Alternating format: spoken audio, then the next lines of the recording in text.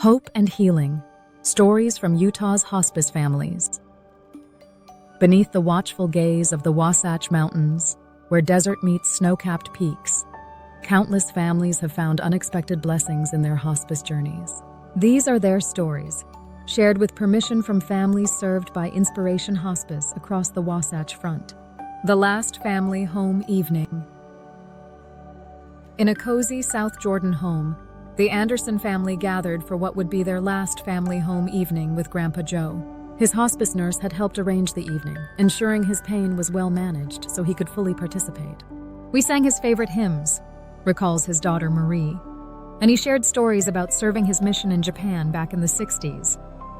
Our hospice team even helped us record his testimony for the great-grandchildren. A garden of memories. Sarah Thompson's mother loved tending her garden in Kaysville, where she could see both the mountains and the Great Salt Lake. As her illness progressed, her hospice aide would help her sit in her favorite porch swing, watching hummingbirds visit the feeders.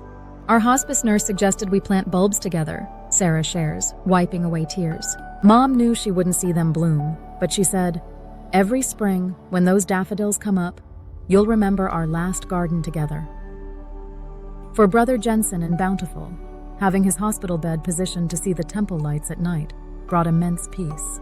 His hospice team worked with his priesthood quorum to ensure he could receive the sacrament each Sunday.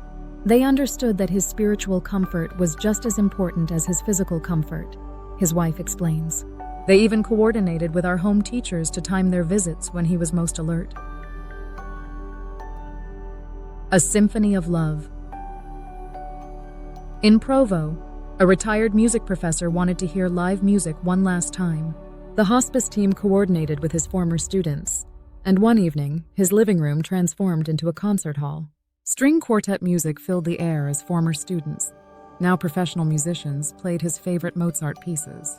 The hospice team helped position him comfortably, his son remembers, and made sure his oxygen wouldn't interfere with the music. "I'll never forget the smile on his face."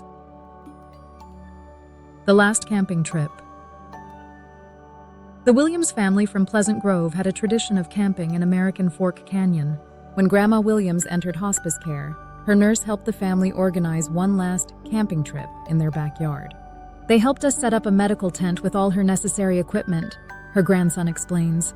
"We roasted marshmallows, told stories, and slept under the stars. The hospice team made sure she was comfortable and safe the entire time." Bridging generations. In Lehigh, a hospice social worker helped a grandmother complete memory books for each of her grandchildren. She was worried they wouldn't remember her daughter shares. "Our social worker brought supplies every visit, helping Mom write stories, add photos, and even record messages. Now these books are our most treasured possessions." The final game night. The Rodriguez family's weekly game nights in West Jordan were a cherished tradition. Their hospice team ensured Mr. Rodriguez could continue participating, adjusting his medications around these important family gatherings. "They even joined in sometimes," his wife smiles. "Our nurse knew all about Mormon Bridge and would play a hand or two." A mission completed for Sister Clark in Ogden, who had served 4 missions with her late husband, the hospice chaplain, and her ward's relief society, worked together to compile her mission stories into a book. She worried her great-grandchildren would never know about their heritage of service, her daughter explains. The hospice team helped her find closure in knowing her legacy would live on. The Christmas in July. When the hospice team realized their patient in Murray might not make it to December, they helped organize an early Christmas celebration. Ward members brought decorations, the family gathered from across the valley, and even Santa made an appearance. Mom got to see all her grandchildren open one last present from her son shares. The hospice team made sure she was comfortable enough to enjoy every moment. These stories, woven into the fabric of Utah's communities from Provo to Ogden, demonstrate how hospice care goes beyond medical support. As one Inspiration Hospice nurse puts it, "We're not just caring for patients, we're helping families create lasting memories against the backdrop of these beautiful mountains we call home." In each story, we see the unique blend of professional care, family love, and community support that characterizes hospice care in Utah.